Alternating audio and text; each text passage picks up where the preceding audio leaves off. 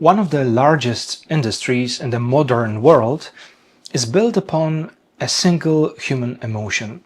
It's fear. We insure our homes against fire, our cars against accidents, our holidays against cancellation, phones against damage, lives against the unexpected events. None of that is foolish. Prudence is a virtue, and Christians should never confuse trust in God with responsibility. Yet every insurance policy has something in common. It can compensate for a loss, but it can never remove it. No amount of money can replace a husband or wife, restore lost faith, erase the grief of losing someone we love. And eventually we all discover that there are questions which no financial security can give. That is why today's readings invite us to ask a much deeper question. Where do we look for our ultimate security? Not the security that lasts until retirement or until the next crisis, but the security that remains when everything else has been taken away from us. Prophet Isaiah speaks to people who had spent decades living in exile. Many of them had grown comfortable in Babylon. They had homes, work, predictable life. So returning to Jerusalem meant leaving that security behind. Humanly speaking, it made little sense. Yet through this prophet, God asks this question that echoes through every generation: why spend your money on what is not bread, your wages on what fails to satisfy? It is not a criticism of honest work or responsible planning. Rather, it is an invitation to examine our priorities. We spend enormous amounts of energy building careers, accumulating possessions, creating comfortable lives. None of these things is wrong, but the danger comes when they quietly become the place where we seek our deepest security.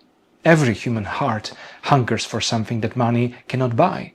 We long for peace that survives anxiety, hope that survives disappointment, love that survives death.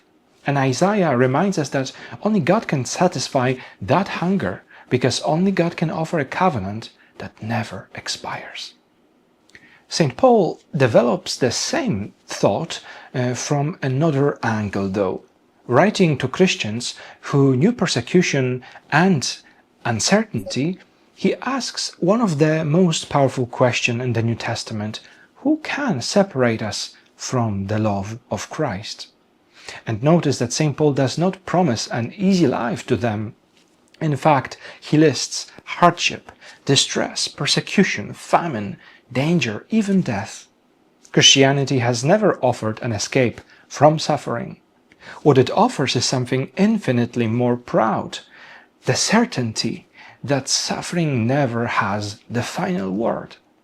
The world's idea of security depends upon favorable circumstances of life, but Christian hope depends upon faithful God. There is a world of difference between those two foundations. Circumstances change constantly. Our health can fail, careers do end, relationships are touched by loss, and every earthly certainty eventually reaches its limit. But God's love does not. And perhaps that is why this week's feast of St John Mary Vianney is such a beautiful companion to this Sunday. Thousands of people traveled to the tiny village of Ars, carrying burdens that could not be solved by money or influence. They arrived with broken marriages, guilty consciences, fears about the future, and grief that seemed impossible to bear anymore. And the curé of Ars could not remove all their difficulties, but he could remind them of something even greater: that they were loved by Christ, forgiven through his mercy, and never abandoned by his holy grace. And many left this curé with exactly the same external circumstances of life, yet with completely transformed hearts. And so the Gospel brings all of these themes together in this miracle of the multiplication of the loaves. At first sight, it appears to be simply an act of extraordinary generosity of Jesus. a hungry crowd which is fed, everyone goes home satisfied, right? Yet St. Matthew carefully tells the story in a way that points beyond this miracle itself. The Lord Jesus takes the bread, blesses it, breaks it, and gives it to his disciples. The very action that will become so familiar at the Last Supper. The miracle is therefore not simply about bread for one afternoon. It prepares us for the Holy Eucharist, where Christ continues to feed his people with his bread of life. And that changes the way we understand what is happening in our lives. Jesus is not merely solving a practical problem for us. He is revealing that God never sends his people on a journey without giving them what they truly need. And notice too that he does not distribute the bread directly to the crowd. That's important. He places it first into the hands of his own disciples.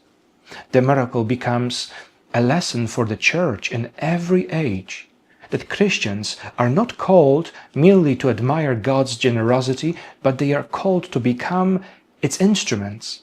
Wherever people hunger for food, for hope, for forgiveness, or simply for someone who will listen to them, the Lord still says to his disciples, "You give them something to eat."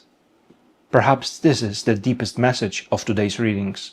We spend so much of our lives trying to secure ourselves against an uncertain future, while Jesus Christ quietly offers something greater than this certainty. He offers his presence.